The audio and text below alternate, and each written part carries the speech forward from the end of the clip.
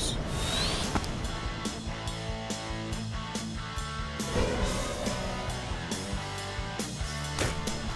Prime time, baby.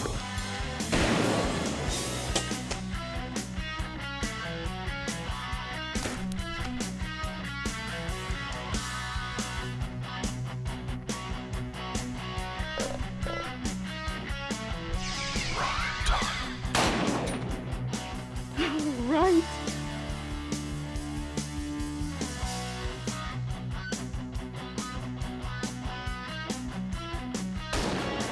PrimeTime bucks.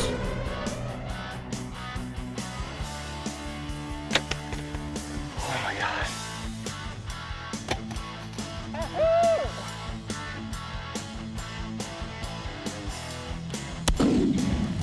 Yeah. Prime-time bucks. It doesn't get any better, folks.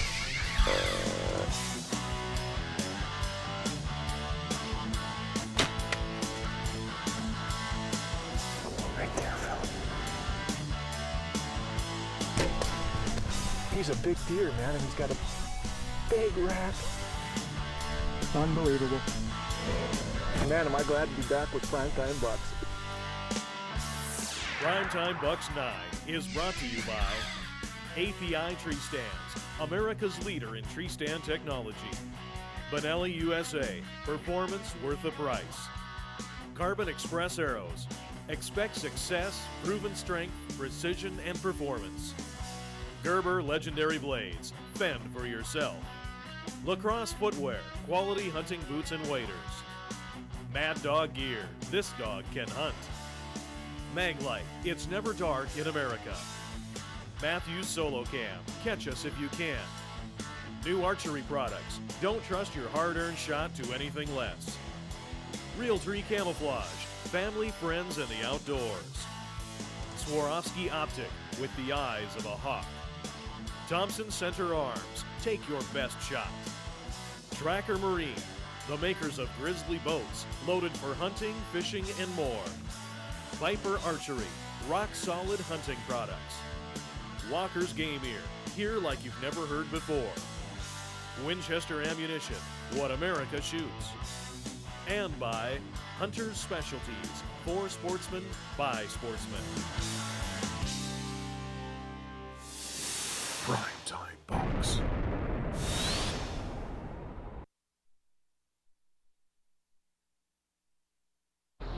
PrimeTime.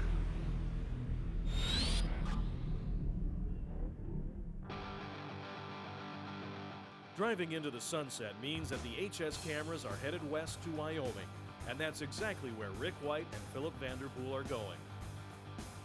Rick and Philip are the guests of RK Outfitters near the town of Sundance. The name of Sundance, Wyoming, has gained some popularity due to the fact that a certain outlaw, Harry Longabaugh, spent some time in the local jail and later took the name of the town, calling himself the Sundance Kid. Upon their arrival, the temperatures are in the upper 90s, so Rick and Philip already know that they'll concentrate most of their efforts hunting in the cooler hours of the day. At dark on the first evening, Rick spots this nice buck heading for the alfalfa. But he's too far and it's too dark for the camera to get a good shot. So the next morning, they position themselves in a stand between the food source and the bedding area. It's the second morning of our hunt here in Wyoming, September 2nd. It's about 60 degrees this morning, cool off a little bit. We're hunting at RK Outfitters, Rick and Julie Kruder. We saw a real nice buck last night, moving up into this alfalfa field that we're set up off of. Hopefully, after he leaves that food source this morning, he'll come back through here, going to bed. You know, all you can do is hope. Maybe with a little bit of luck, he'll come by.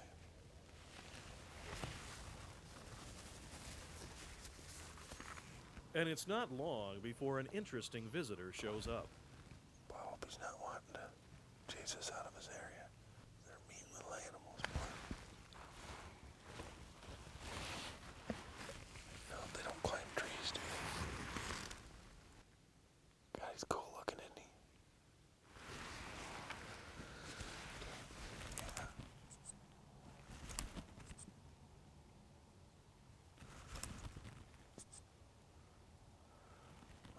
probably still okay if it's going that way. Because it'll be coming from this direction.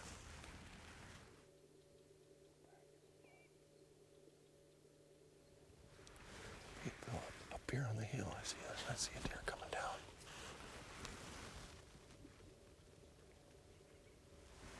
Looks like a doe, couple does. They're just kind of coming this way. There's some more behind them. Philip, there's a good buck in there. Good buck in there.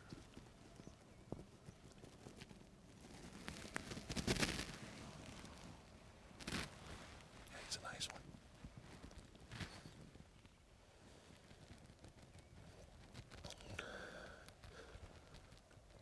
They're coming this way.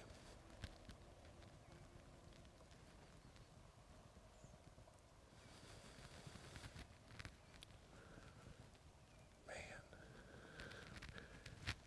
we got those does and that little buck is coming right up under our stand. Just be careful, Philip, don't move.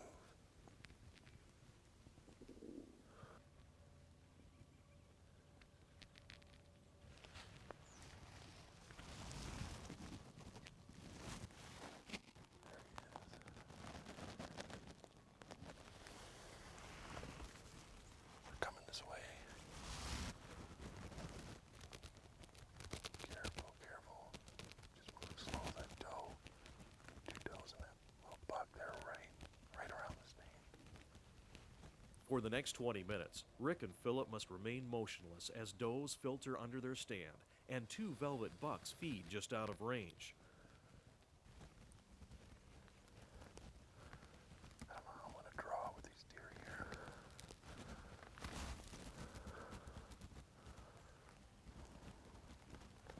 Okay, here he comes. Here he comes.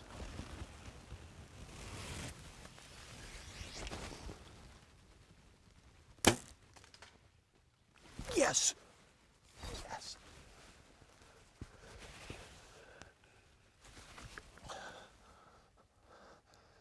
Yes. I think I got him, buddy. I think I did.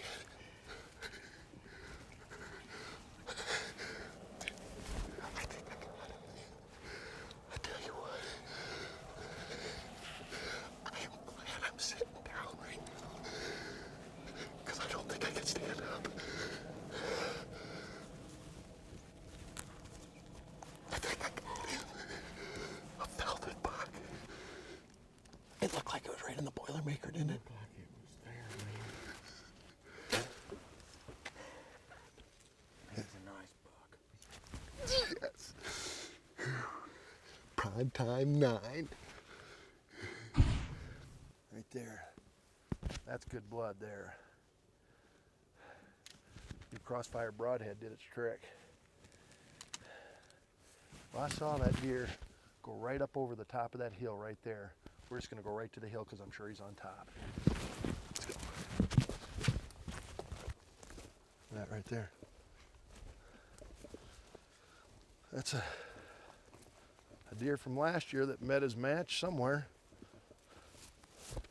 That's too bad. That deer had some potential there. We'll come back and get it. Let's go find this deer. Whew. He's got to be right up on top here. He couldn't have gone far. There he is right there, Philip. See him? Yes! Unbelievable.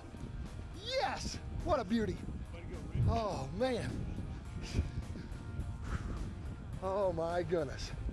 Let me set my Matthews down here. Unbelievable. Look at that. What a dandy. Look at that.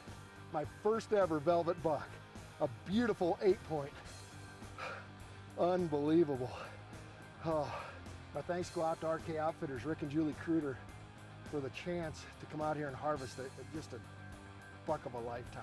Unbelievable. Just the opportunity to come out and hunt a deer in velvet is beyond words that I can even explain.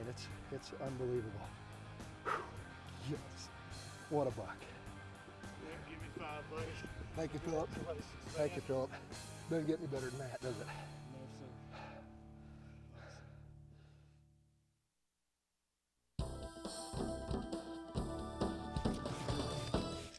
You know, in all our hunts, you see in a spray down with scent away spray. But you know what? It's that important. It's something that you don't want to overlook. When we talk about scent elimination, we talk about it 100%.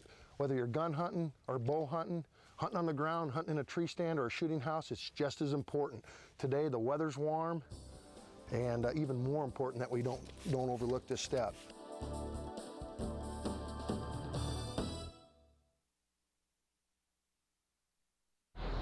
Prime time.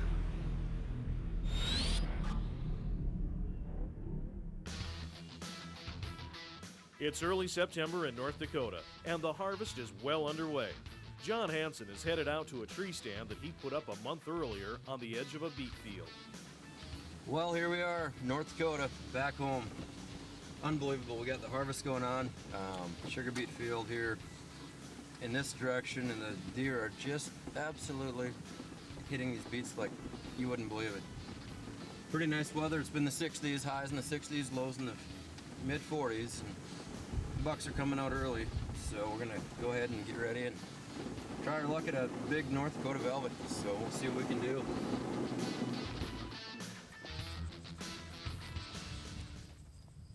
Got a pretty nice wind for this sugar beet field right here. These beets are just absolutely unbelievable. It's the 7th of September. We're back in North Dakota, and we're ready to shoot a velvet. There's been a lot of velvets out here, up to 20 different bucks. About 50% are in velvet, 50% are out. So, gonna see what we can do. We've got the stand right in the corner. This tree line meets the woods and sugar beets on both sides.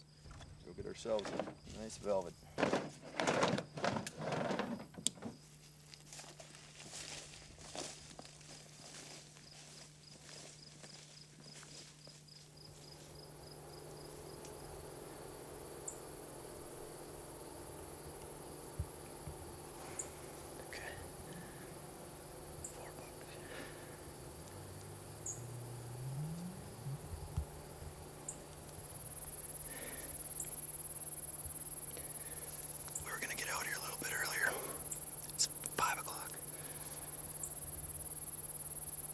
Staring at me right now. 2 are in velvet, 2 are out. 1 or 2 might be a shooter, so I can't move right now. We're getting looked at by 4 bucks. I don't know how we're gonna get up in the tree. We're about 15 yards from the tree stand, but should have listened to Justin Davis. He said, let's go out earlier. Might be able to shoot one on the ground, or we'll crawl up and see what we can do.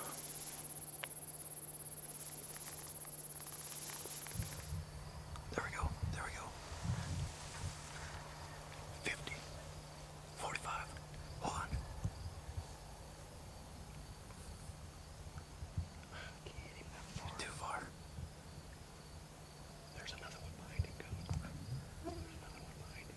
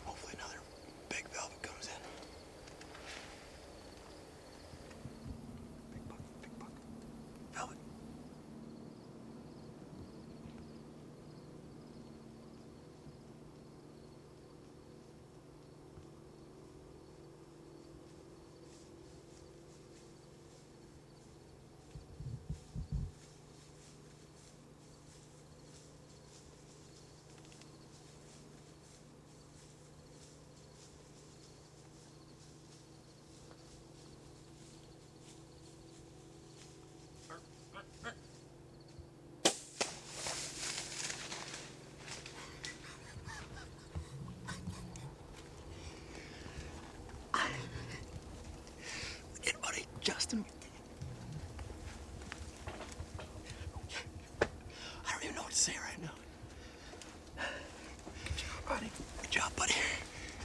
Go hung in the tree stand. For you. Only spot I could put a camera stand. He's down. He's down. He's in that field. I haven't shot a velvet since 1999 or 98. I'm so excited right now.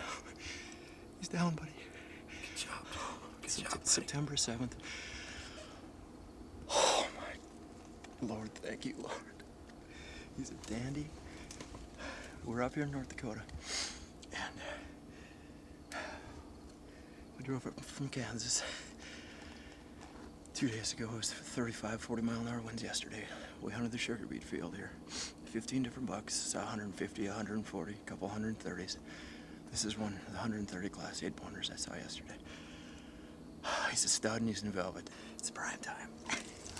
Good job, buddy. Good job, man. Well, here he is. We got him. He didn't go too far. We waited until the next day just to make sure. When in doubt, of course, back out. And he wasn't far at all. Those sugar beets, they do it every time.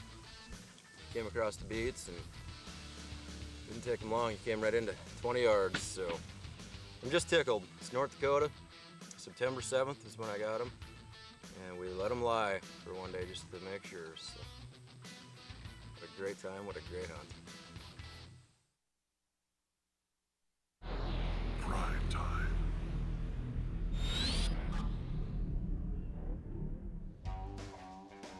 It's mid-November, and HS Pro staff member Eddie Salter is hunting on the scenic Milk River in northern Montana.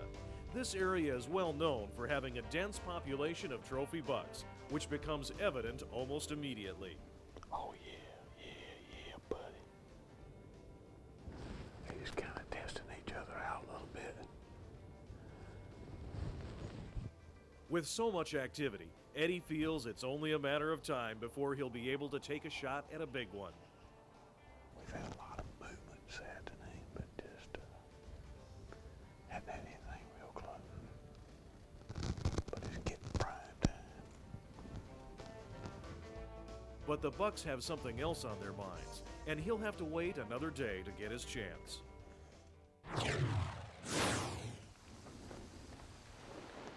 Looks like we got another beautiful afternoon. Wind's blowing a little strong out of the north, but we set up yesterday afternoon. About 150 yards right up the edge right here. It seemed like all the bucks come out in here. We wasn't real sure where they come out at. They come in here and just set up. Maybe we could get one of them to come to us in here.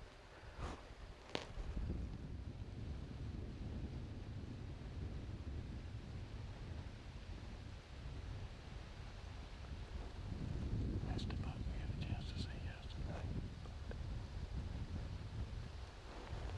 I'd give anything if we get him over here. Like, try to grunt to him.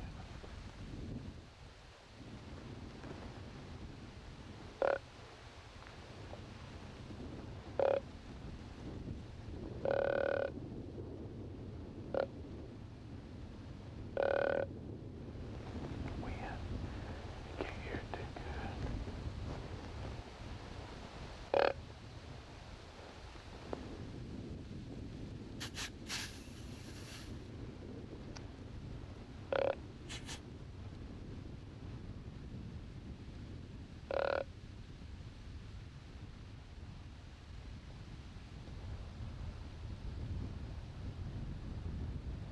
He's thinking about this north tree over there.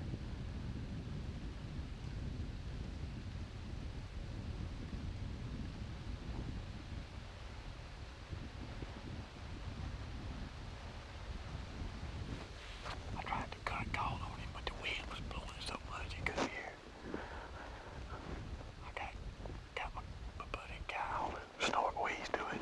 He didn't really like it too good, but I don't think he's going too far. He may come back in here and check it out. He may make a loop and come back. I think it just scared him to start with. That's the kind of buck he come to Montana for right there. He's already got me nervous. It's nearing the end of Eddie's Milk River hunt, and time is running out.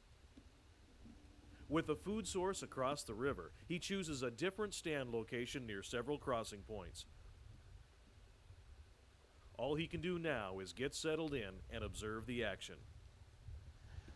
Well, that just proved a point. We were wondering if the deer would cross in and out the Milk River here, which we felt like they would, but we've been trying to stay on, the funnel routes and everything on the same side. But today we decided to set up here. Got a good food source. We got a big corn patch over here. We got two good funnels that's funneling in there, and this is a good crossing. But that might be a better one. But hey, it's fun to watch them cross the river. You don't get to see that much.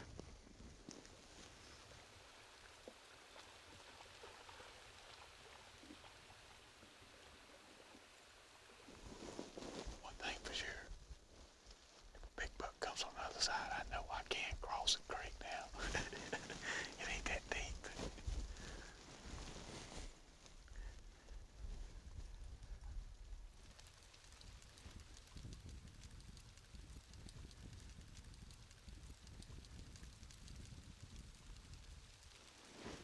Here comes a buck on the edge.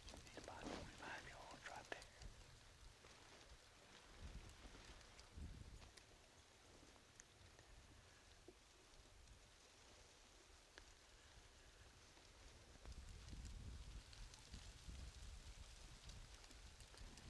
He's a good buck.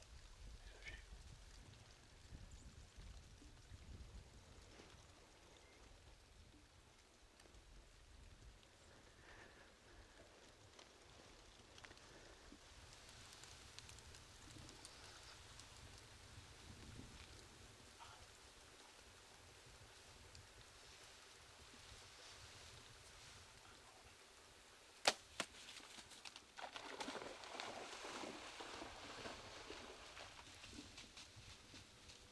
That's what you come to Montana for right there, to get a chance to shoot a good open young deer. That was snuck up on me right there. I know I made a good hit on him. He's gonna go down. Way to go, man. Eddie drives to the other side of the river to get his buck. Well, what a beautiful deer here. I'm here with Eric Albus on the Milk River. Eric, it's unbelievable. We've had weather, seemed like almost 90 degrees this week, and but we still was on deer every day, and had a beautiful 10-point that sure enough was a monster. And I tell you, for the quality deer, Pope and young deer, Milk River, you just can't find a better place. No, it's hard to beat here, and we did have a tough week. Buck movement was slowed by that, unseasonably warm weather that we've had, but we've still got enough deer, enough bucks that it seems to keep everything pretty well interesting each night in the stand, as I think you saw through the course of this week. Well, I was lucky enough to come up here with Realtree 6-7 years ago and shoot the biggest deer of my lifetime, called Woody. And I remember Woody. I got him right on my fireplace right now, and I got his buddy that can go up there with him now. Right. I want to thank you for having me up here. Thank you for coming, Eddie. I'll tell you what, his wife's been cooking for us, and it's just been a great camp. I've had a ball, and I may have to stop and look at this old deer 2 or 3 times, and I sure like to let him ride in Eddie Salter's truck. Congratulations. All right. Let's get him out of here.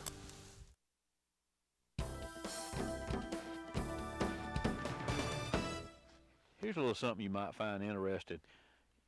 We talk about being scent-free, especially going hanging our stands, and certainly when we're going to go hunting. But a lot of the times we overlook our equipment, just like tree stands here.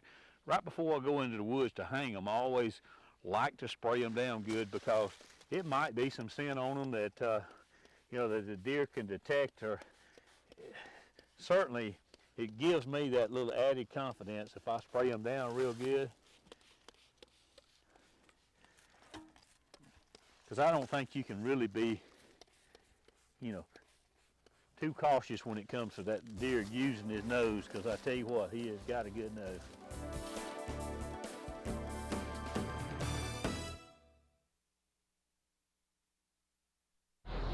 PrimeTime.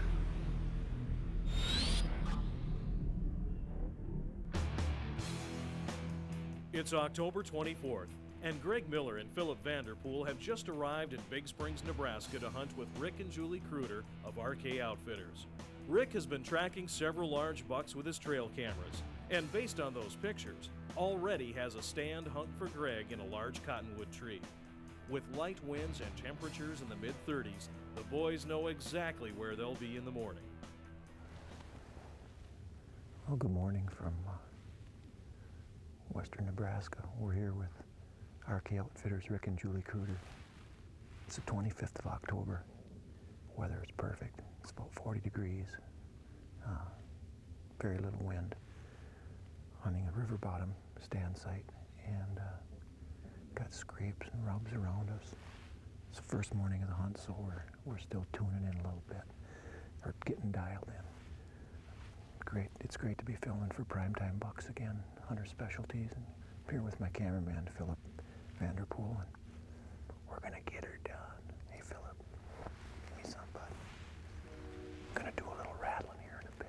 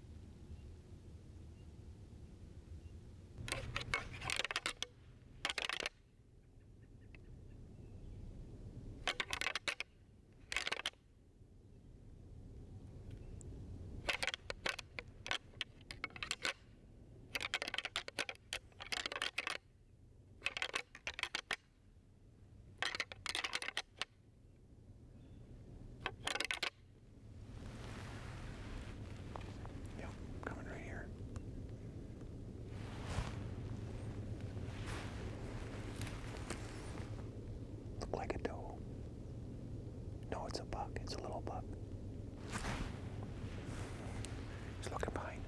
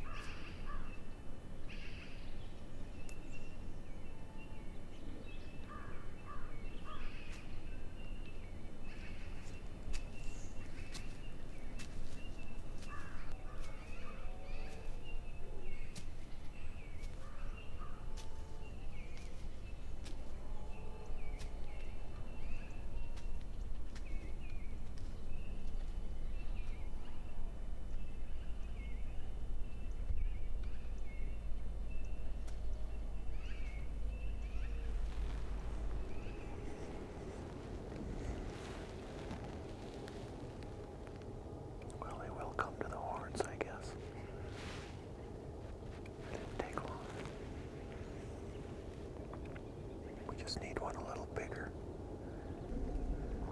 So, another buck coming.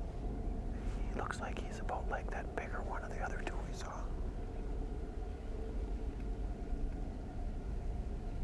But he's definitely coming this way. Right there, Philip. He's right behind that thick tree right here. He's gonna walk out anytime.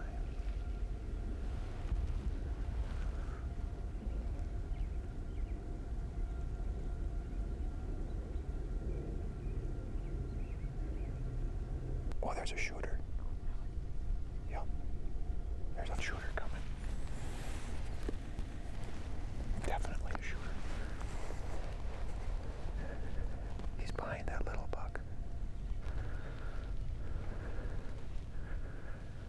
see him. There he is. He's walking right towards us.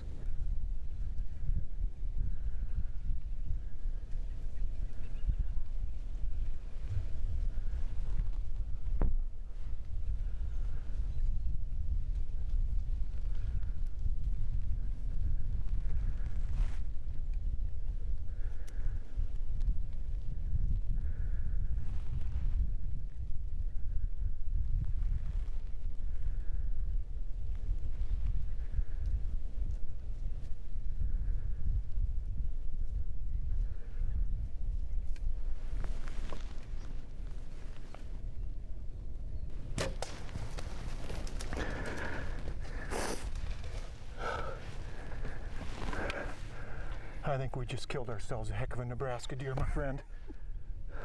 I put the smack down on him, buddy. He's down, isn't he? Philip Vanderpool, you are a lucky cameraman.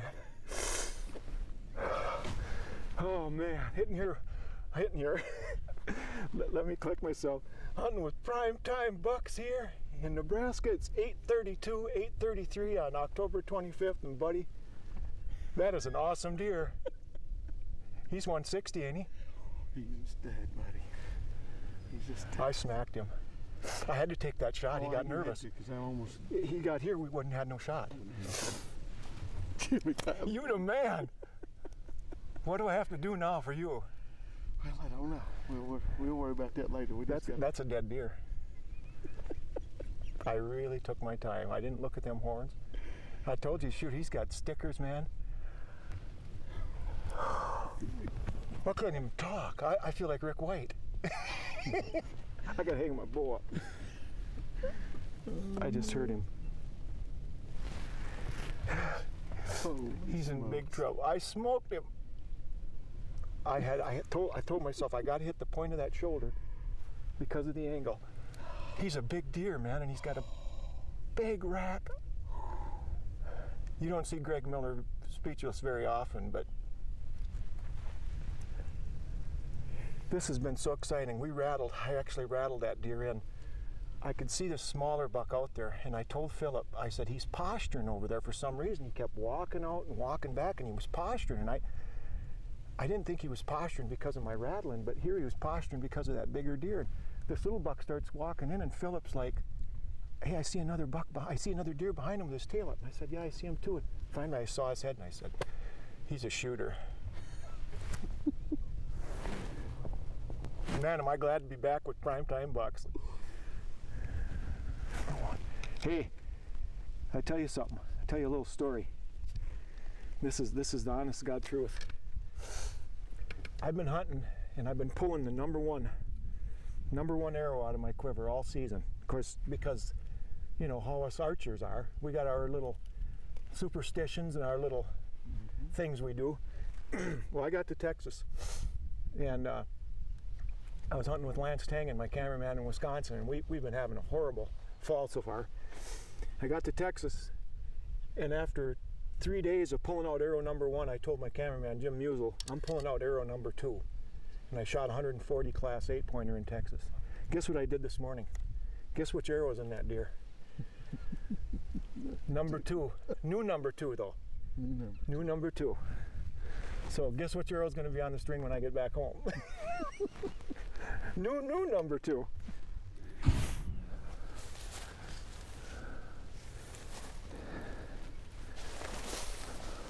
Okay, right here.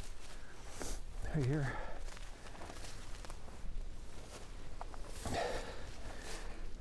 Here. Look at this. Look at this, brother.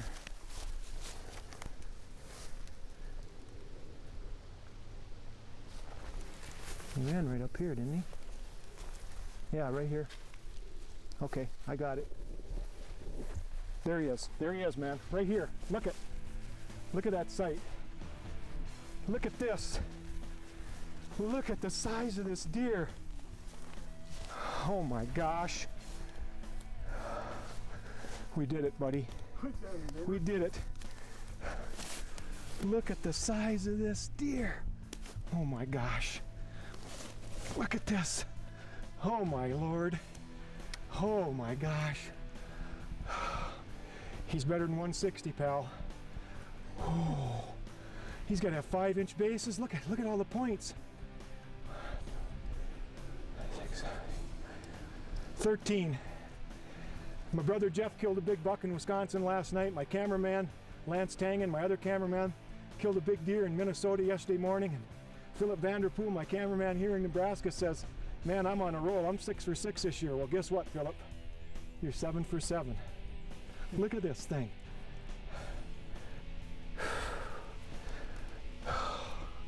Unbelievable. Unbelievable. PrimeTime 9. Philip Vanderpool has a lucky horseshoe, and I'm not going to tell you where it is, but I told him he can film me the rest of the fall if he wants to. Look at the size of this deer.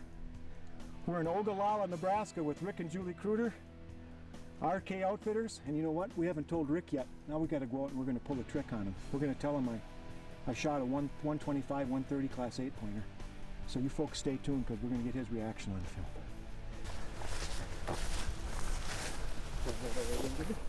Oh, dude. Awesome. Good job. He's a little bigger than That's the dude we've been talking about this morning. You rattled that joker in? Yeah, rattled him in from up here. Rattled him in on a string. Is he gorgeous or what? Yeah, you're going to be famous, man. He's beautiful. I don't know about me. I think you. I say he's better than what I thought he was. You were right. I told you he'd have some ground growth, wouldn't he? It's kind of funny because you had him on camera how many times, and you said he's like a 150, and I said, I think that deer will fool you. I took some pictures of this deer on the old trail cam, and you hate to say that he's what you hope he is, because you don't want to be disappointed when you maybe get a chance to get a guy like this on the ground. But I'm gonna tell you something. I'll tell you, it was all I could do to keep my heart from jumping out of my chest, because we had to watch him come from a long ways. God, and I'll tell you what, you hit it on the head. You told me he's better. He said, I think he's better than that. He definitely is, isn't he? He's better than that. He's a beautiful buck, man. Congratulations. Did I do good? Did I do good, boss? You did good, son. You done good. Prime time.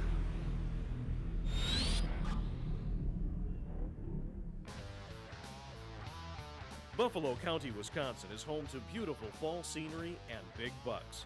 Steve Snow has arrived in late October, just as the rut begins at one of the country's best hunting grounds. Well, it's late afternoon, October 25th. We're in Buffalo County, Wisconsin, hunting with Ted Marham, Buffalo County Outfitters. He's got a ton of ground and some great deer. A guy in camp last night killed a giant, and the bucks are starting to move a little bit, so today was a little bit warm, so we set up with a pond behind us here, and we got the wind. All these draws are coming in, and we're hoping to catch a good buck coming down to the pond here this evening, so we'll just have to set it out and see what happens.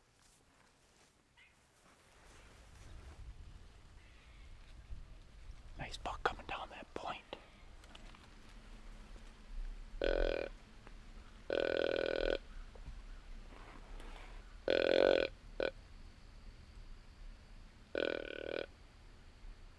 It's a tall 8-pointer.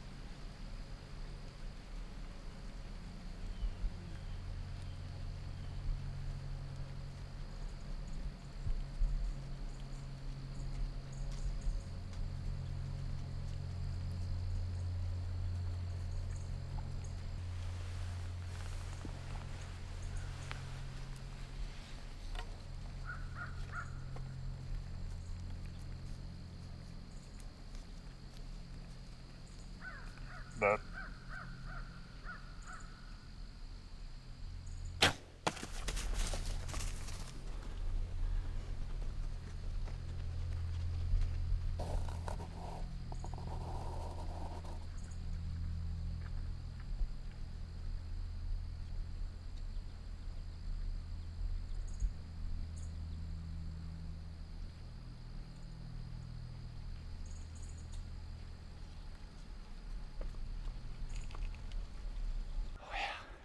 Yes, yes, yes. Beautiful 8-pointer. Shot was a little bit far back, but I can still see him, and he ain't going far. We just got in a stand, just got organized. It's October 25th. Ted Marham, Buffalo County, and I just had an awesome hunt. First buck of the year, and it's a beautiful 8-pointer. Pretty neat. He came off the other side, bumped that little buck around. I had grunted. He heard me, but you know, sometimes they don't just run right in. They acknowledge you, and then they'll do something else, and then come back in, and that's just what he did. Pretty awesome. Good job, bud. Thanks, Mitch. Well, here he is. He didn't go far like we thought. We left him overnight because we got out of the tree. We walked over to the spot we last seen him. We heard a deer take off, and we didn't know for sure if it was him or what. So we, nothing to lose. We just backed out, came back this morning, and the owner of Buffalo County Outfitters, Ted Marham, is with me here. And I got to say, you got an awesome place here. That's Congratulations. Well, thank you. Awesome That's the tip of the iceberg that's here. We just got up into some of this thicker stuff to recover him this morning, and there's scrapes and rubs, and I mean, Mitch and I both, they got earn a buck here, and we had to shoot our doe first, and we both did that the first day, and this was our basically our second day of buck hunting, and I already got on the board. So in the October 25th, the rut is just starting to kick in a little bit. And just starting to move pretty good. We shot a good one Saturday night, 185 gross, and a guy actually shot a doe that morning. There's a giant too. This is a dandy. Yeah, there's nothing wrong with this buck either. And I mean, they're just starting to do it. Yeah. I would love to. This one too. We got a bunch of footage of him this summer. You got him in velvet. Yep. That's pretty neat. He's a dandy. Yeah, I'd like to be here this next week because I mean it's only going to get rocking. better, and it's some phenomenal deer here. Awesome. Take those every day.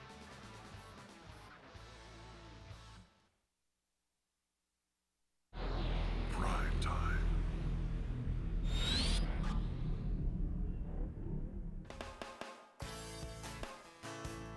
It's mid-October, and Callie Morris is hunting near his home outside of Greencastle, Missouri. Callie is a world champion turkey taxidermist and owner of Hazel Creek Taxidermy. But as much as he loves chasing those turkeys around in the spring, when the leaves start to turn color, his mind migrates to big whitetails. This year, Callie has his friend and co-worker Caleb Stewart filming him. This is the first video hunt for both of the guys, so they're hopeful they'll get lucky and capture a big buck on camera. Their stand is already set up along a logging road between the bedding area and the food source. Now it's just a matter of getting dressed and spraying down before they head out.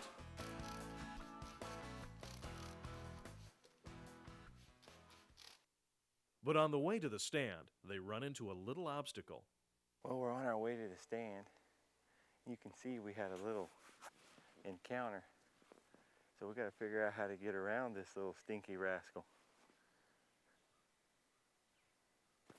I think we better pass on this ordeal, and we'll let him have that one tonight.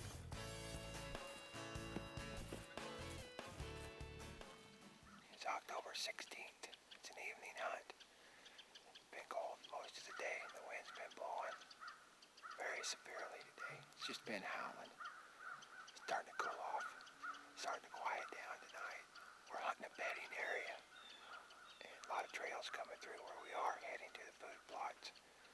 We got turnip calves starting to come in real good right now, and the deer seem to be going nuts over them. So we're hoping we can catch a giant moving through this evening. We're optimistic. It's been pretty slow here lately, but this weather's getting us turned on, so maybe we can get these deer moving too. So let's get settled in and we'll see you.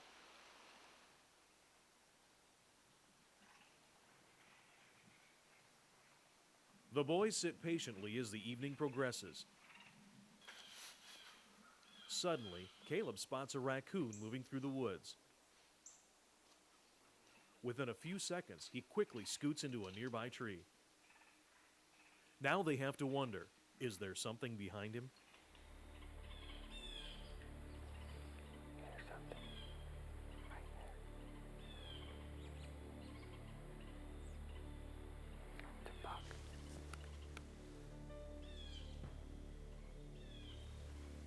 6x6. He's coming.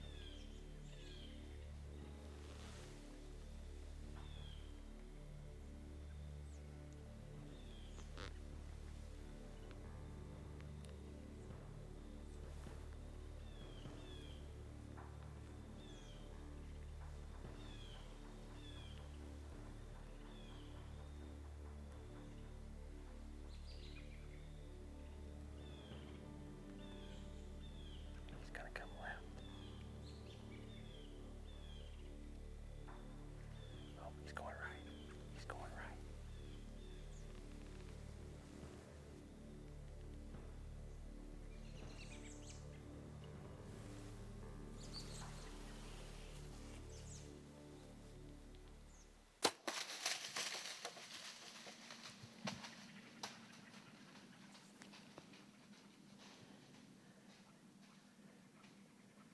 You believe that? Yeah. First night. Hey, we got us a tank. First night. First night. Yeah. Whew, baby. I told you it's gonna happen tonight. We've been watching that buck all summer, trying to figure him out. We had a hard time patterning him. We thought, well, with the wind blowing as hard as it did,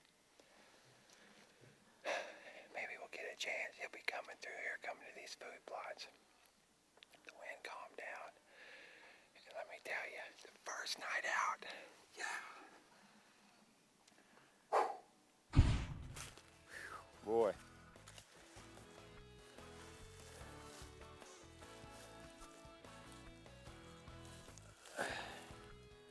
Look at that. Isn't that something? This is what bow hunting's all about.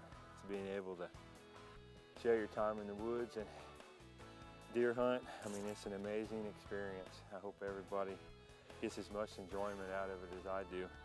This buck here is a beautiful animal. He's got 6 points on each side.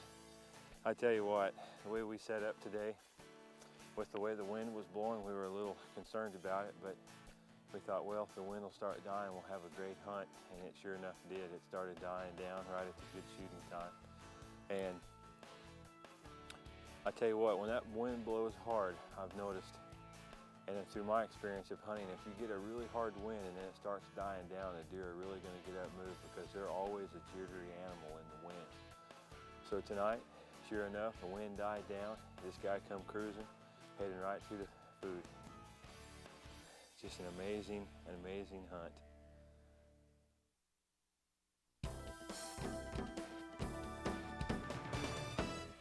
Well, folks, you can see it. We got us a great buck today. We had an exciting hunt. And what I want to talk to you about is some taxidermy tips, things that you can do to help your taxidermist.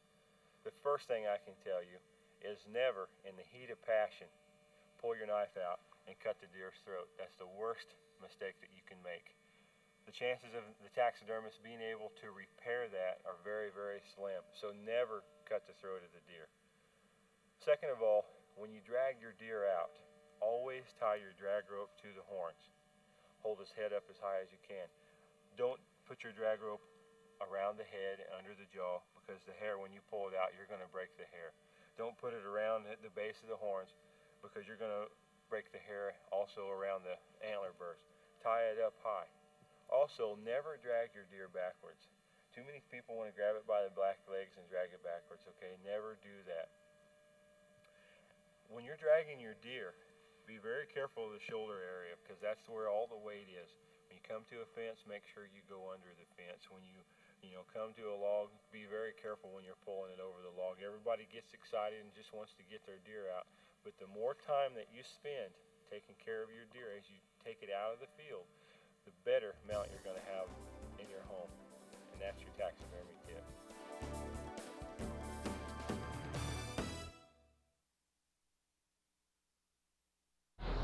Prime time.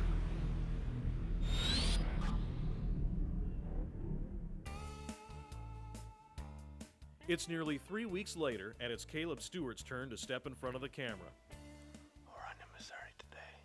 It's November the 4th. It's 3:30 in the evening. I get north wind.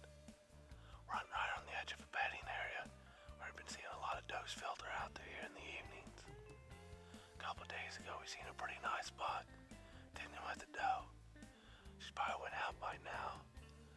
So hopefully one of these other does has come in and hopefully she'll be trailing in behind her. So we're gonna rattle and see if we can bring him in.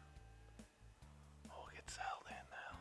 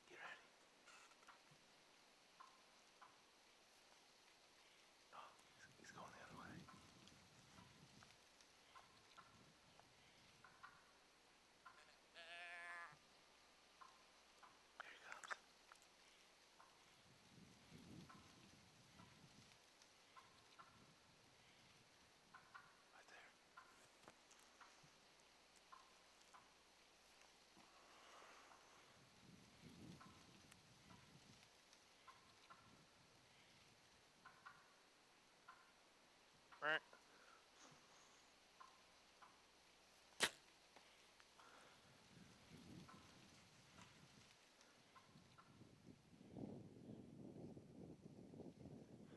guys believe that? Did a little bit of grunting on himself, ain't he?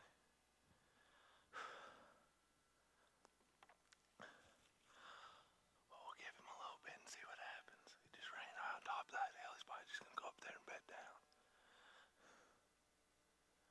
That was exciting. Some good blood on this arrow.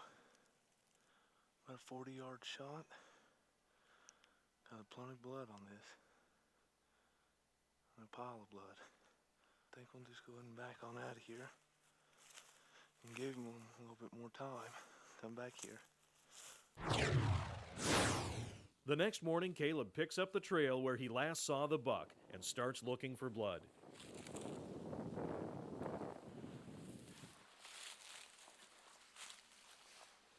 Well, we know he was staying right in here because we marked this black oak right here where he was staying in last and turn.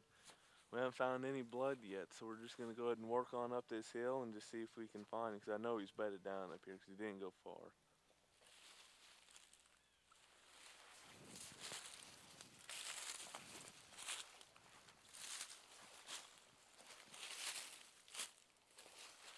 There he is. The white belly showing in the horns.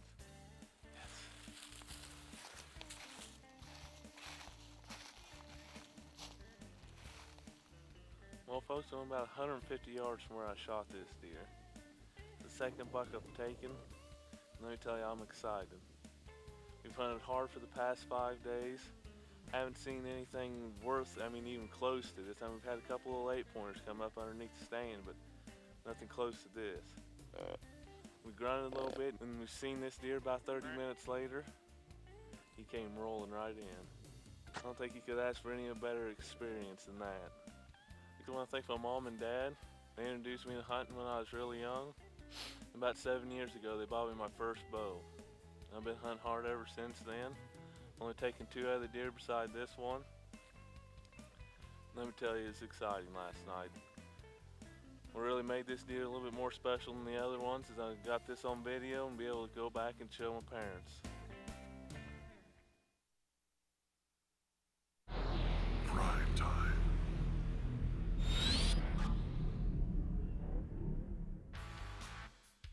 Iowa is known for an abundance of trophy bucks, and this year is no exception. Arriving in early November, Matt Moret is anxious to get hunting. Finally, we made it to Iowa. You know what? The whole ride here, I've been seeing deer just roll along the interstates. I've seen a lot of dead deer. It is definitely prime time. We're here at Thunder Ridge Outfitters with Wade and Tony Seaman. Hopefully, they got us an old deer tied up somewhere. I cannot wait to get in the tree stand. Looks like business is pretty good. Come in, buddy. What's up, boys? Hey. How are you? Good. How about yourself? Real good, man. How was your trip? It was very long, but from what I saw, things are starting to rock. Oh, buddy, they're getting this corn out. It's gonna be rocking. Good deal, man. It's prime. I am happy to be in Iowa. The first morning, Matt sprays down, gets his gear together, and heads to the woods. With decoy in place, Matt rattles to see if he can stir up any bucks in the area.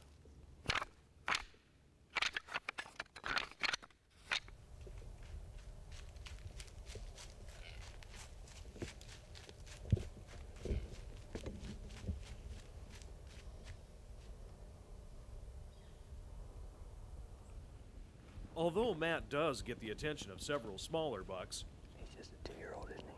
A shooter doesn't come into range.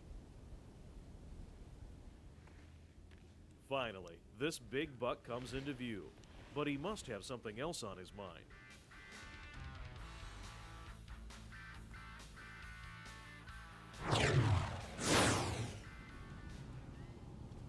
What a morning to be in the deer stand. It's November the 6th, and we are in Iowa, and things are rocking. Bucks have been responding real good to grunt calls, real good to the heavy horns and rattling and decoys. And I don't think it's the peak yet, so they're still cruising pretty good, so I think we're in good shape. Got my man Denny Pittman behind the camera, and he's doing a rocking job. And we're here with Thunder Ridge Outfitters. Welcome to Iowa.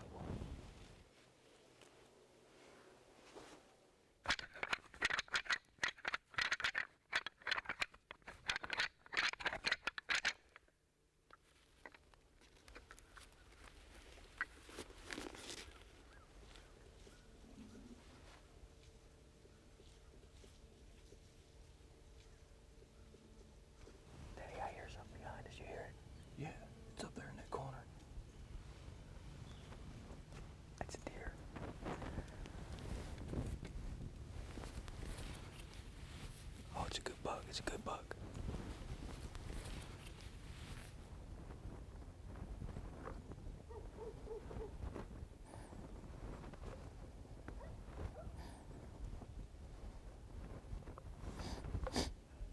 I'm ready.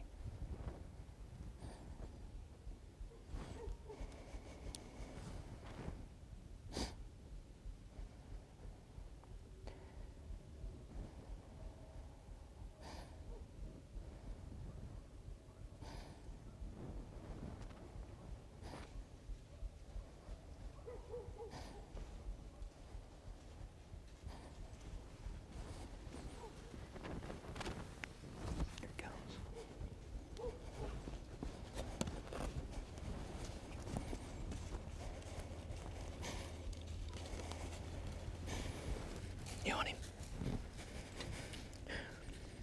Burp. Burp.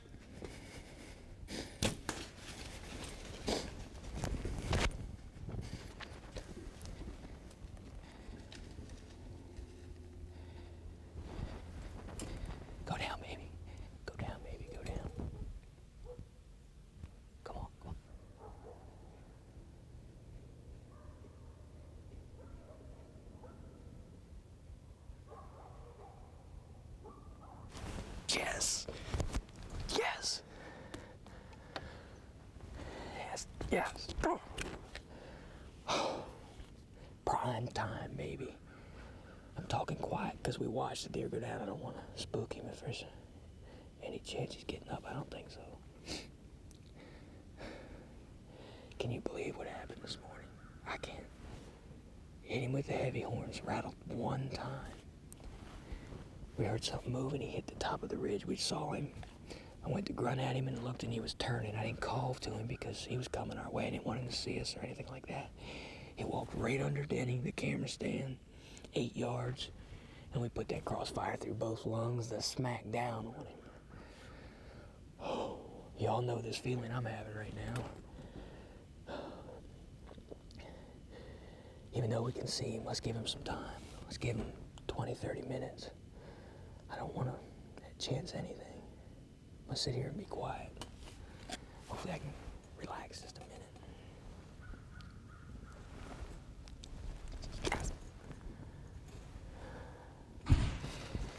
It doesn't get any better than that. In the great state of Iowa with Thunder Ridge Outfitters, and I can see my buck laying on that ridge. But, you know, we watched the deer go down, and we don't have to trail him because he's, as I said, he's laying there. I'm gonna get my hair, I'm gonna take some clothes off because it's getting warm. November the 6th, it's prime time, and it's heating up a little today, so the deer movement was early. Thank God we were in the stand early, but come on.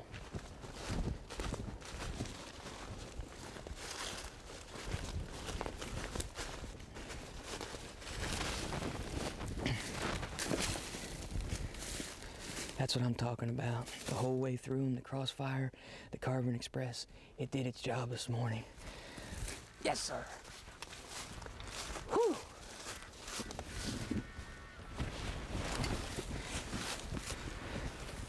That is an awesome buck, and that's why I'll drive 20 hours straight through to get in a tree stand in the Midwest, especially here in Iowa. You know, they have got some mature trophy whitetails, and it's all due to the DNR. They manage them great. Let's see, he's got 11 points, 20 inches wide. I can't stand these big boys when they come at me. You know, we hit the horns this morning, the heavy horns, and then he goes, I hear something in the brush. And he was up there rubbing his antlers. We couldn't see him. He was in a CRP field just on the edge, and all of a sudden here he came. And we sent that Carbon Express right through his lungs. Put the smack down on him, baby. That is an awesome buck. You have got to love November in Iowa.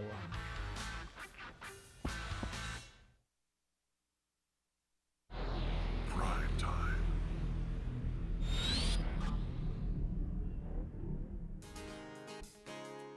Southern Illinois has all the ingredients to grow massive bucks. Hardwood forests next to corn and bean fields create the perfect habitat for whitetails. It's November 12th, and Alex Rutledge is the guest of Terry Tripp of Bankston Forks Outfitters outside of Harrisburg, Illinois. Well, if you're just joining us, we're here at Bankston Fork Outfitters with Terry Tripp and his family, and I've been waiting for this hunt all year. He's seeing some big ones too. So now it's just a matter of meeting up with Terry and the gang to figure out where to start. Brother Alex, how's it going, man? Yes, sir.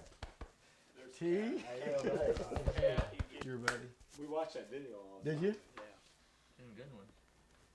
What's the biggest you've seen? 3 boons on 1,000 acres. 160. 168. Massive. Massive. Ridiculous massive. Is that the one you had the encounter with? Yep. You got him on film? Yep. Let's go see it. Let's go see it. Come on.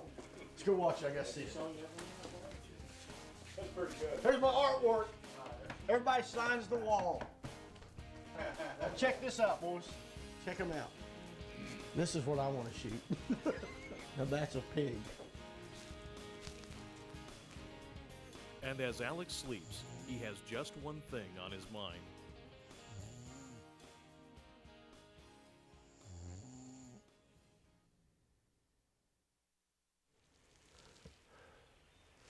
It's November the 14th, AM hunt.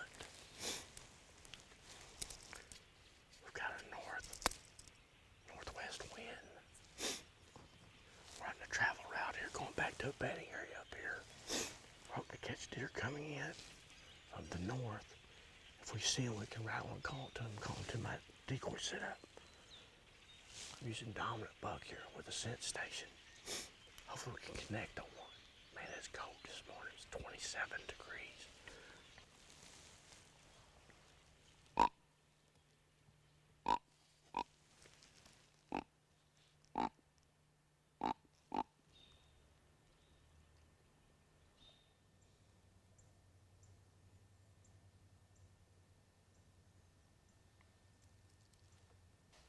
Jaws right there, right behind you, right behind you.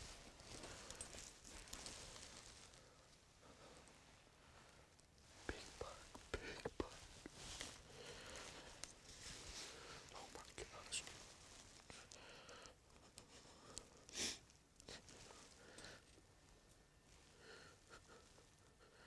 He's walking, I'm gonna stop him.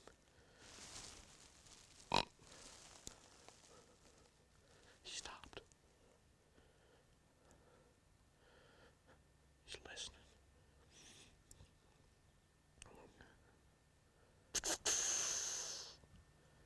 He sees a decoy. Oh no, he's looking at it.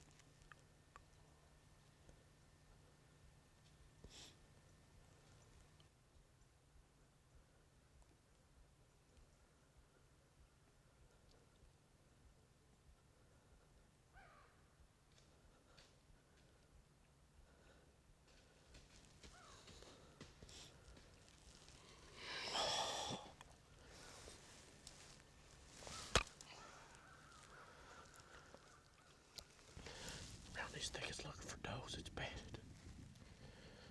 This is a great spot. Oh man. Why couldn't he just come right on around here?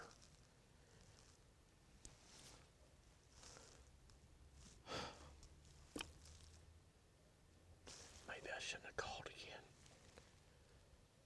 If I wouldn't have snort sniff wheezed and grinded at him, maybe he wouldn't have picked us out. I messed up. That deer just came out of nowhere. I mean out of nowhere.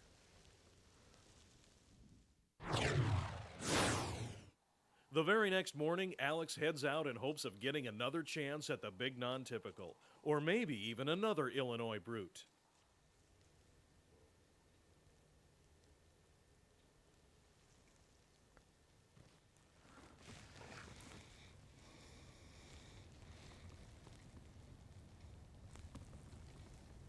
Jaws right there. There's a buck coming up right here. Coming right here.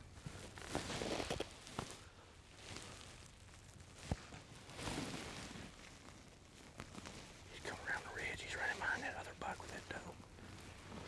Here he comes.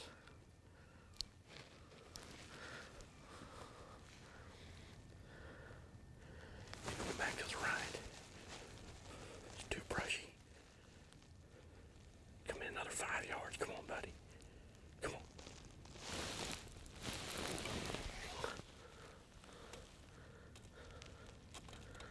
It's too brushy. There's too much brush.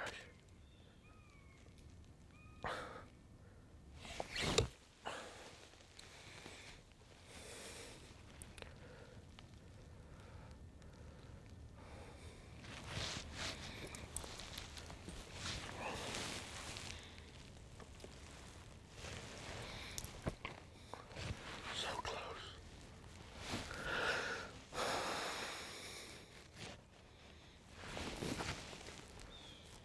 Second shooter this morning we've seen. 8:14, the same time yesterday. When I had the encounter with the big buck. I just had too much brush and I didn't want to take the shot. That's 2 shooters we've had on us. That buck there was a good buck. Even though Alex didn't get a buck on this trip, you can bet where he'll be next year at this time.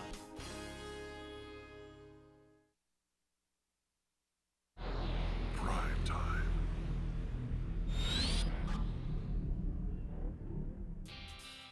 It's early muzzleloader season in Kansas, and Teresa Schnitger is getting set for an evening hunt with her boyfriend John Hansen.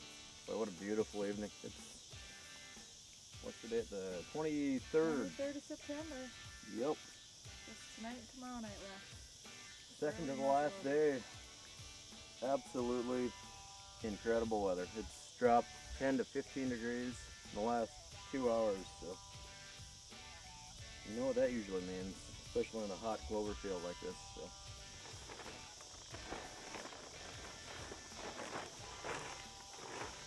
We've seen at least 15 to 20 deer every sit. It's just, there's not a whole lot of mature bucks coming out in the daylight right now. And when you can get them to come out, it's pretty fun. So. Heading right to the corner, where Derek Grimsrud shot his last year to date. So unbelievable. Let's go and get one. Good.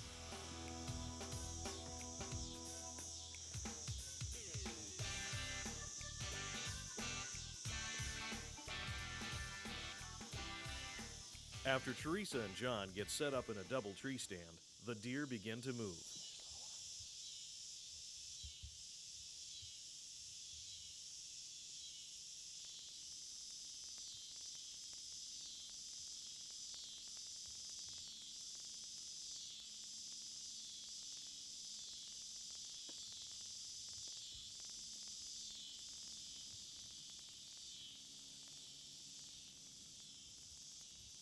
Something at the top of the hill catches the young buck's attention.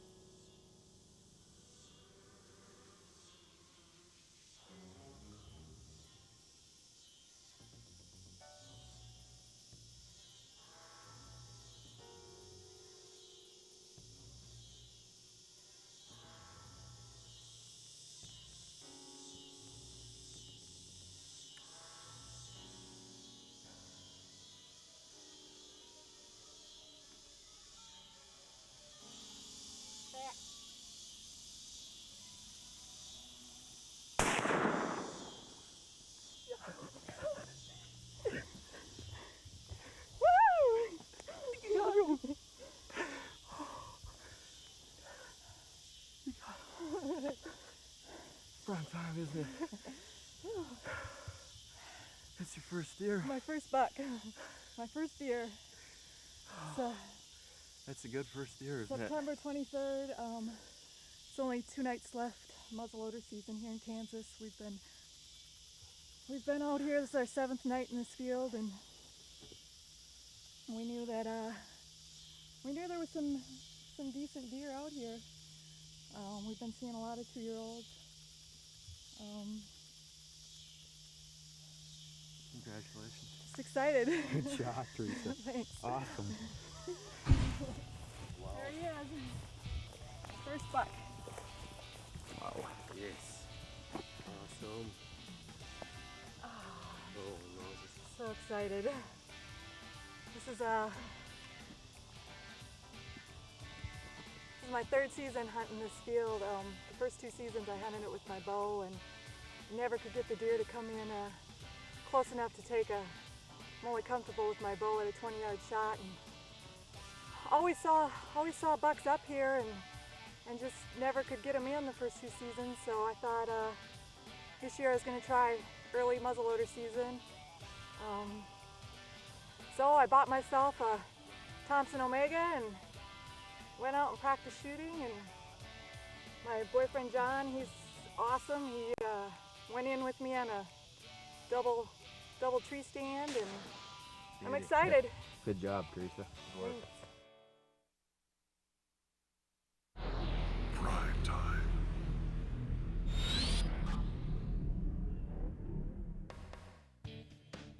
HS Pro staff member Rick White is excited to be in Canada for an early season muzzleloader hunt. There's a chill in the air as he settles into his tree stand. It's October 18th. We're hunting here in Manitoba, Canada. Hunting with Manitoba big bucks. And it's cold. It's a lot colder than what I'm used to. It's in the 20s. We're about 7-8 miles off of any road. We're back in the middle of nowhere. Cameraman Jeffer behind the camera. We're in an area overlooking a clear cut on one side of the swamp, on the other, and some switchgrass and a ridge behind us. A good travel route. Hopefully with this cold weather, it's going to get these deer moving. It's our first day. Hey, stay with us. Hopefully we'll show you one of them Manitoba big bucks. Unfortunately, the weather soon takes a turn for the worse, and hunting conditions become miserable. Even moving to a different tree stand becomes a challenge. Traveling by foot, he reaches his destination, where he notices some movement.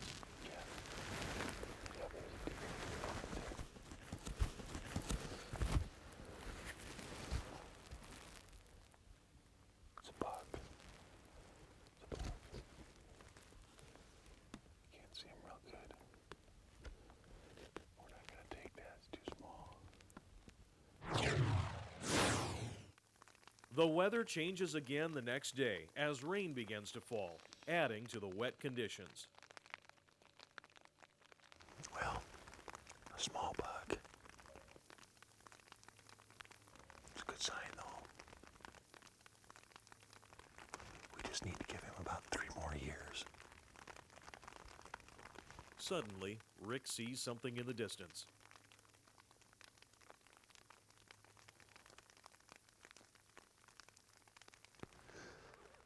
I looked down there, I saw this big black thing come running down through the bottom. I didn't know if it was a wolf or not, but hey, we're in bear country. It was a bear, it was a nice bear. If I was a bear in this weather, I'd be sleeping. But hey, something exciting happened anyway. Man. Although the woods are still active, the day passes without Rick getting a chance at a buck. Still, he's encouraged by the amount of deer activity. Maybe they'll work as decoys. Well, we're back. Yesterday we had some does move through the area, so the deer are moving through here. Hopefully today we'll get some bucks moving. It's quite a bit cooler this morning, low 20s. It's supposed to warm up today. Well, I'll believe that when I see it. But anyways, hey, we're just gonna wait it out. We're coming down to the end of the hunt here, and hopefully if it's gonna happen, it happens soon. So it's a matter of time. We just wait again.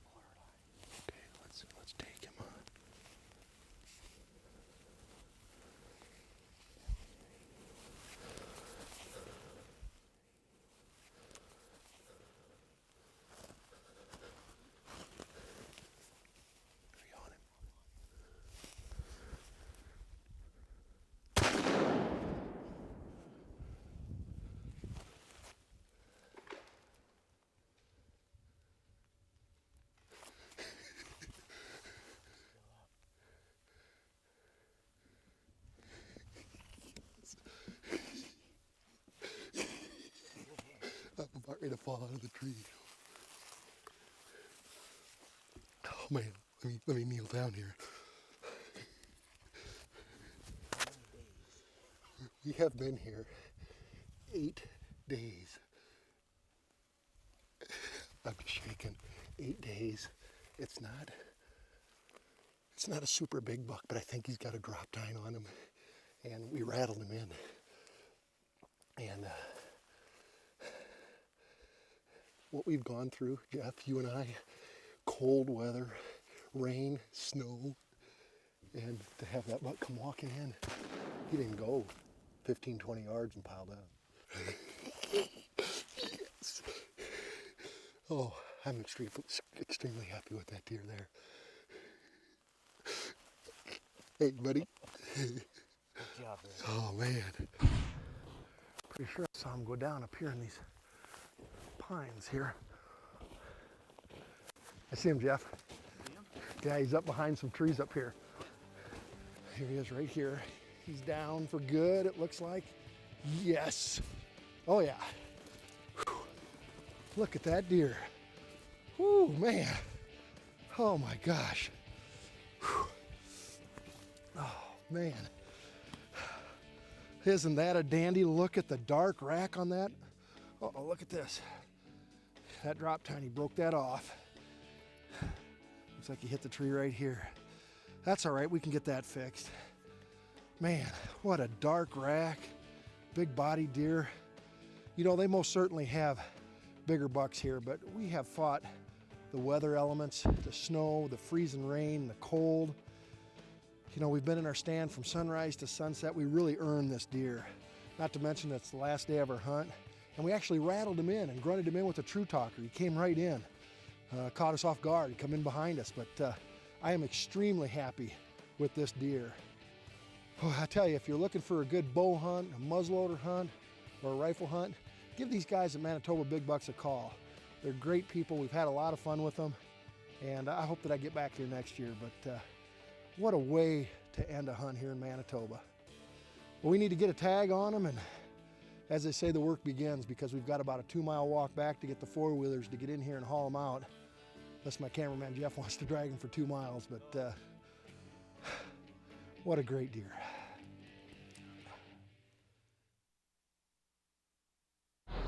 Prime time.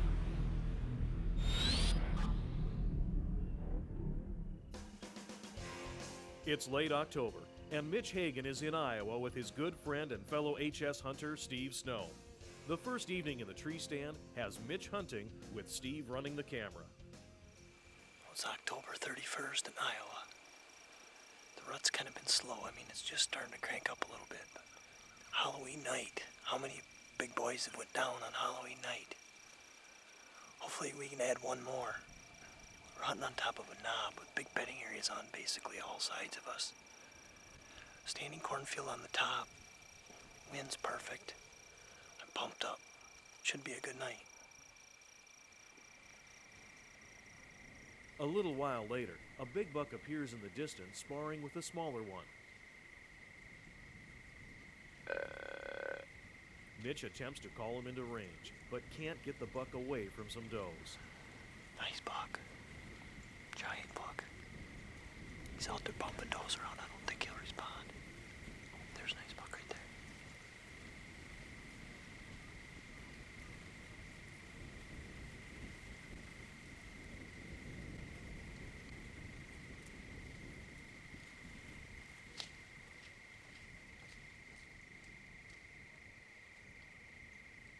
After the buck makes a scrape, Mitch is able to get his attention with a true talker.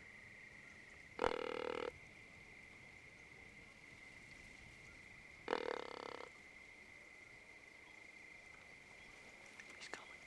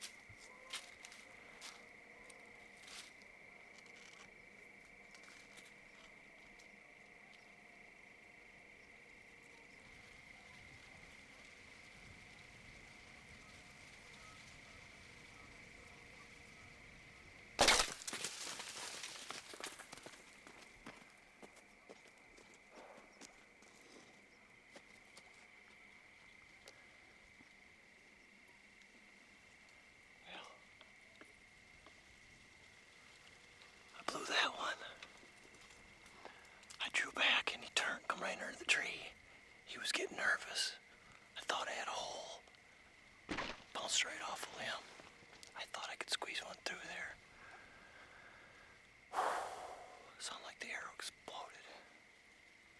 It was a dandy buck.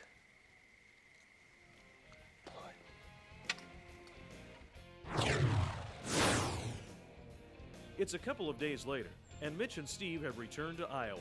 Now it's Steve's turn to see if he can improve their luck. It's a nice buck over there along the edge.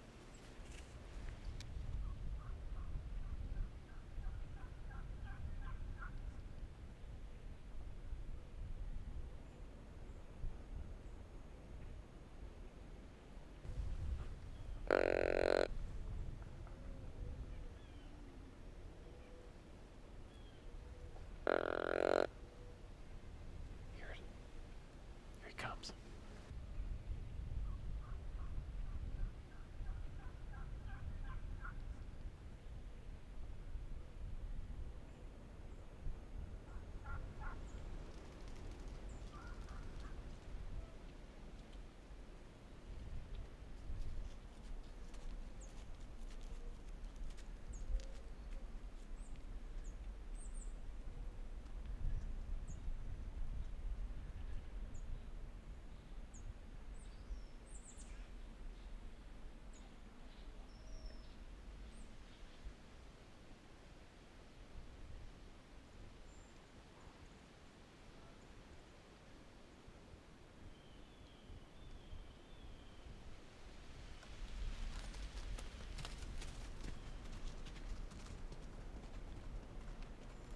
Beautiful deer, but that one side is messed up, so he'll be bigger next year. But their luck didn't end there. Over the next couple of weeks, they had encounters with many other big bucks, but without success.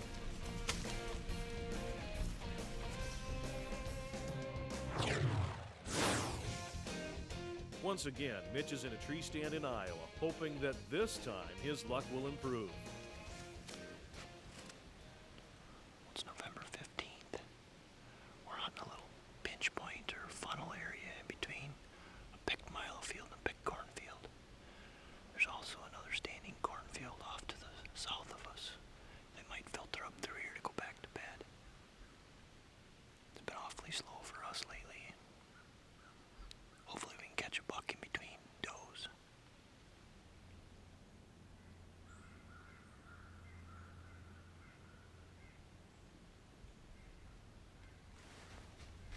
Oh, right here, right here. Buck chasing a doe.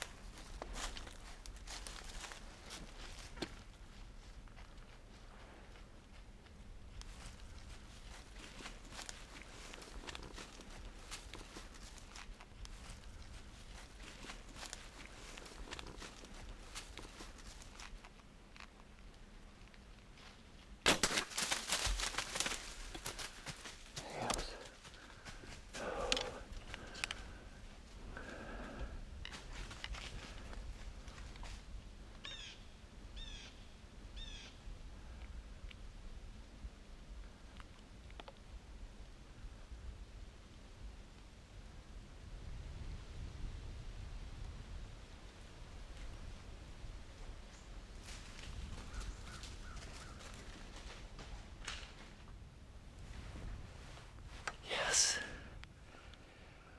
That's a big, giant 8-pointer. Oh, I'm nervous about the shot. At that angle, I might have only gotten one lung. Oh, what a giant. He chased that doe right underneath the tree. I can't believe he didn't get our boot tracks where we walked in. I had to let him come. And at that angle, he was going to go into some brush and got one lung for sure, but we gotta give him some time.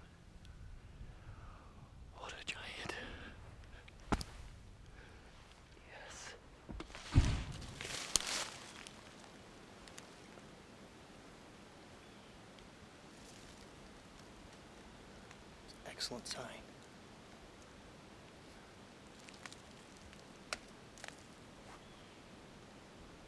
I can see he's pouring it out all the way through here. I think we should get after him. He's pouring it out right here.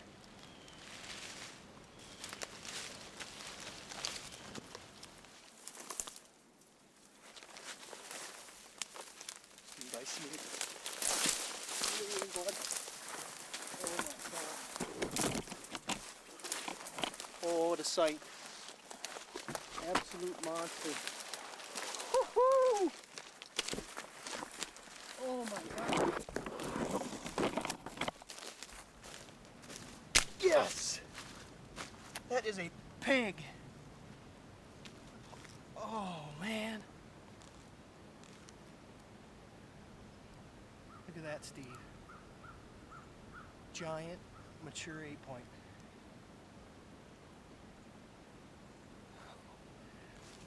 Yes. Come over here.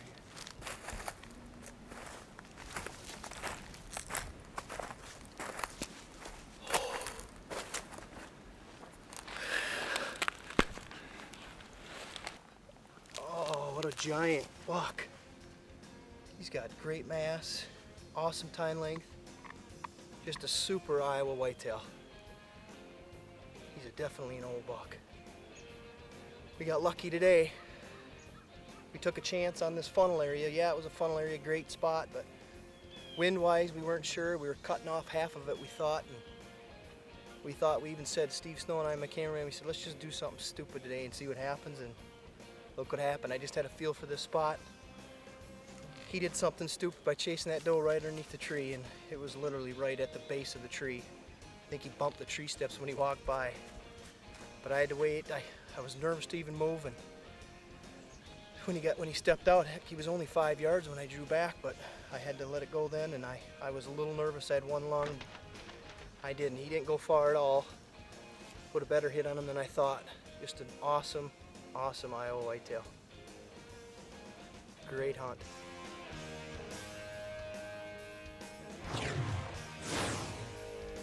It's 2 days later, and Steve thinks the bucks will be on the move, increasing his chances. Well, it's November 17th. It's kind of a wet, foggy morning. Just got in the tree. We seen a doe and a couple fawns out here. It's pretty warm, but by the date, the bucks should be breaking from the does a little bit. So hopefully we can catch a buck skirting through here to pick up a doe. We'll see what happens.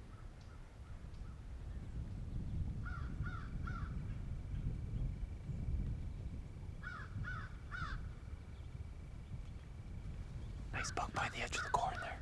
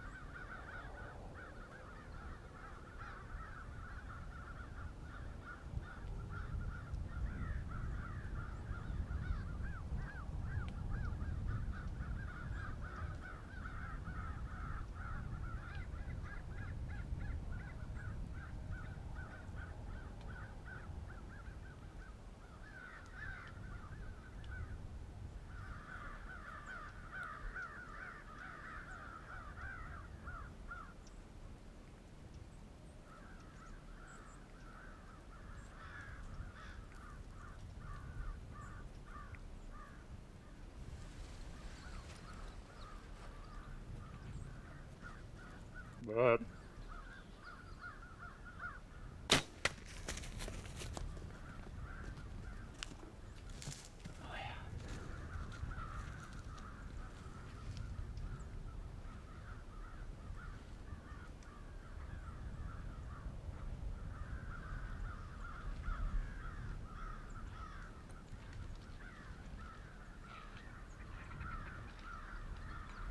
He just went down. Good job, bud. Thanks, Mitch. Great buck. That happened quick. We got in stand pretty quiet this morning. Kind of a foggy morning, and been here about 15 minutes. Actually seen this buck cutting across. Hit him with the True Talker and brought him right to the tree. It's a giant buck. Pumped.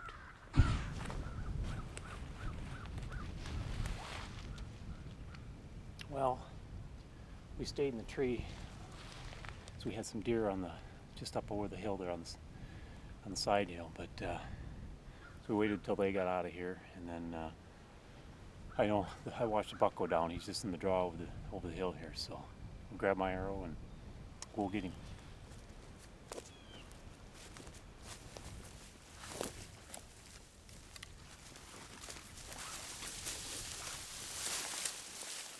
He is blowing it out here. There he is. There he is, Mitch.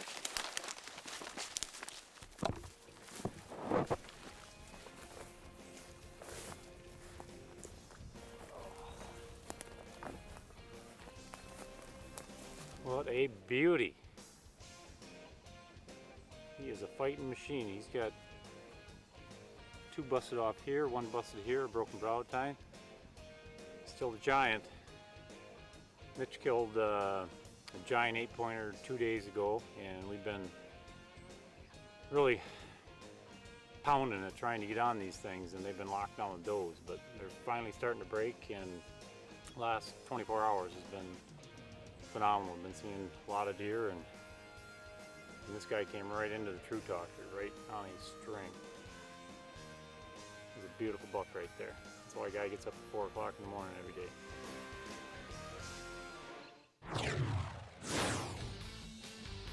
Earlier in the year, Mitch and Steve each took their sons hunting in an attempt to get their first deer. Mitch filmed his stepson Blake Christensen in a stand they had hung together near their home in Minnesota.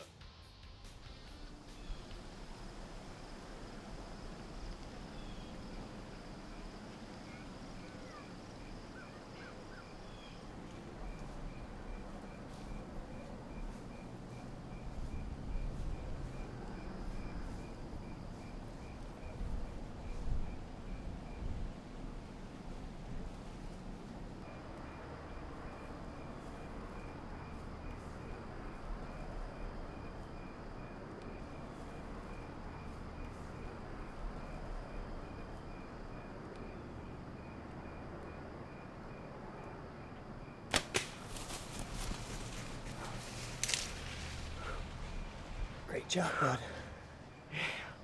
Great shot. Oh, man. My heart felt like it was gonna burst out of my skin. My heart was just pounding really hard. I thought she was gonna hear me breathing. Oh, man. Hey, great shot, bud. Thanks. Your first deer ever. How does it feel? Good. Was it as exciting as you thought it would be? More. That's excellent. Uncle Justin just pulled in. He can help us track. Yep. I heard her go down, though. Good job. I'm shaking all over.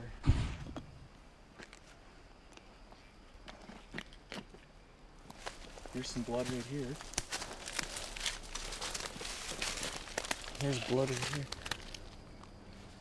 What's that right there? High five, buddy. All right.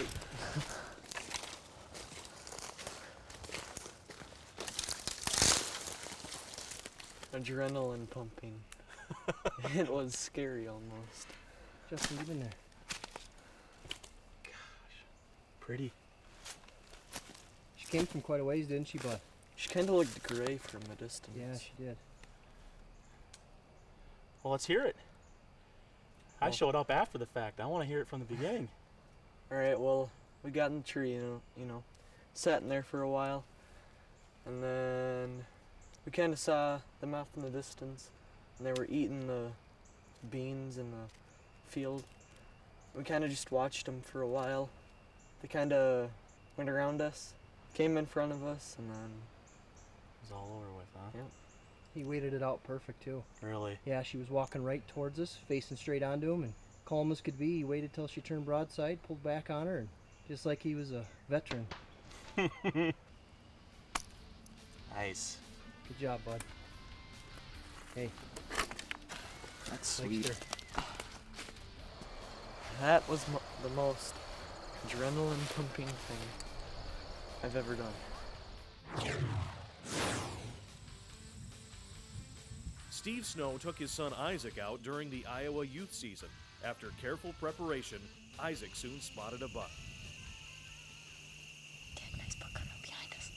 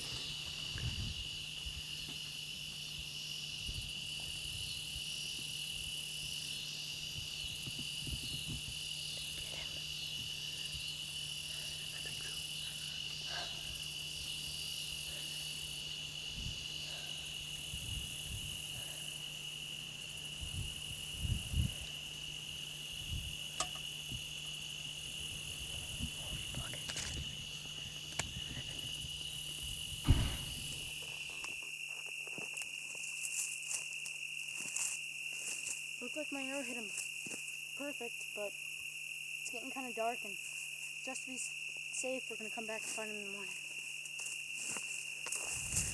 This is where I hit him. We got good blood. We're gonna go see if we can find him.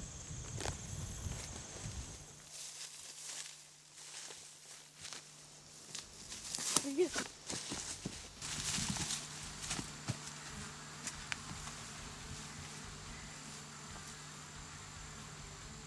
We had to leave him overnight because we weren't too sure about the shot, but my first deer ever with the bow, and it only went about 100 yards. Pretty excited. Congratulations to both of our young hunters.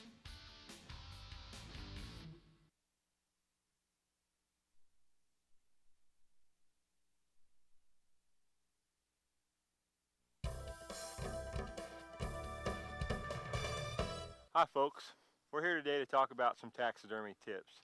We're going to show you how to properly cape your deer. But first I want to tell you, if you're able to harvest your whitetail, or whatever you have, and you can transport it to the taxidermist without caping it yourself, then you need to do so.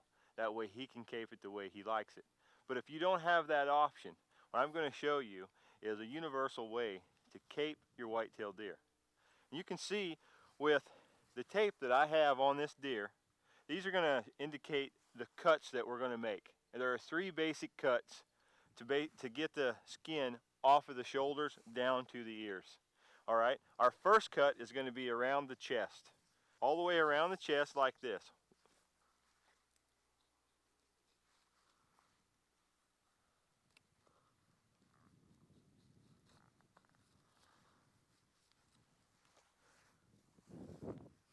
That's our first cut.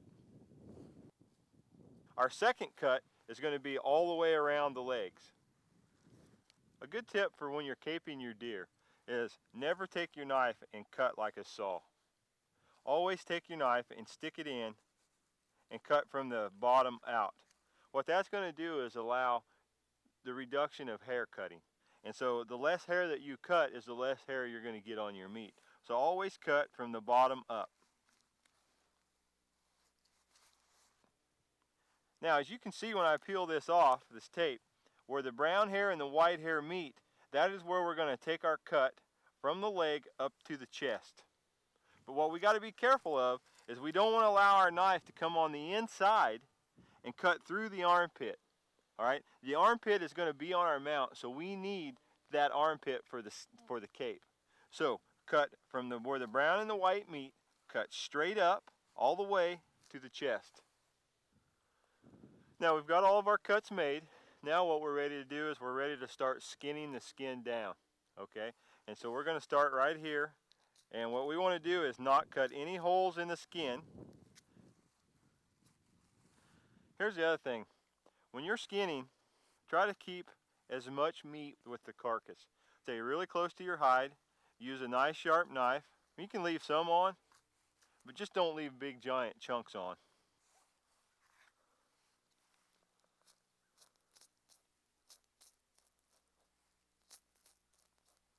So I'm just going to work my way around the deer, taking my time.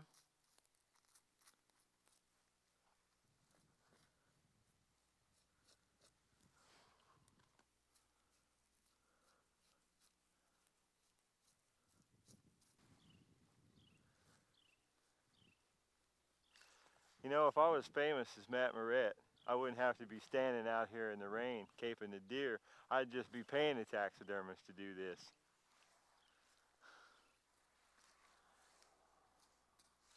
All right, now you can see we've got skint down the neck.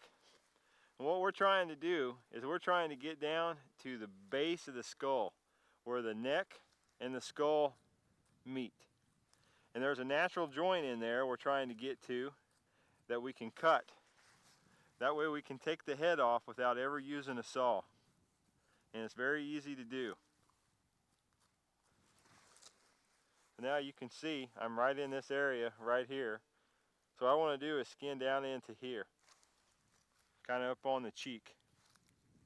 Now I got that. Now what I'm going to try to do is skin all the way down to the base of the ears.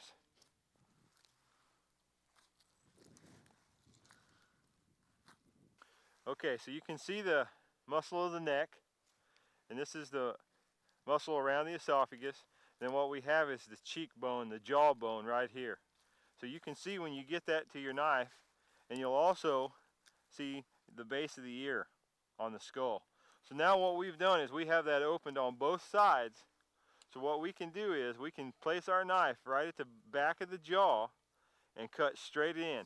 And what that's going to do is take us to the last movable digit of the spine, right where it connects to the skull, and that's where we're going to sever that with our knife.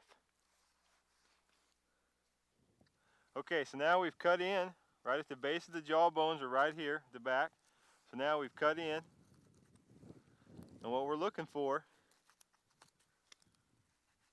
when you cut in there is the last socket of the spine. And what you want to do is get that socket separated.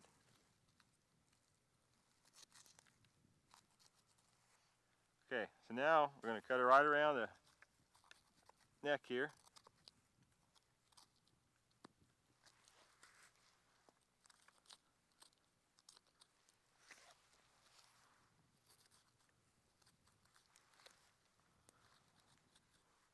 Okay, here's the socket. So you got the spinal cord inside where that knife is. So you want to cut that spinal cord and then cut on each side of your socket like this. All you got to do is do a couple, and you'll learn the anatomy of them. See that? How easy that is?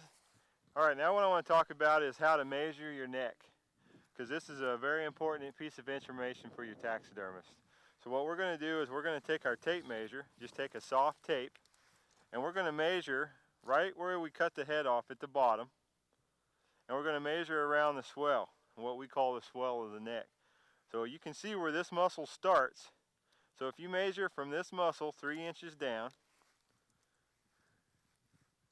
just like that, that's 3 inches. And we measure kind of at an angle. So we hold it here, right here, and we mark it 3 inches down here, and we hold our tape, okay? And that's 22 inches. So we want to remember that measurement, write it down for our taxidermists. All right, we're going to talk about another measurement that you need for your whitetail. And what we're going to do is what taxidermists call it from the front corner of the eye to the tip of the nose. So we're going to go right from the front corner of the eye with our tape measure, and we're going to measure to a flat plane off the end of the nose. And this was 7 1/4. So we're going to write down 7 1/4 by 22, and now we're ready to take our deer to the taxidermist. At this point in time, if you can't take it, either keep it on ice or freeze it up in a trash bag in the freezer and take it to your taxidermist at your convenience.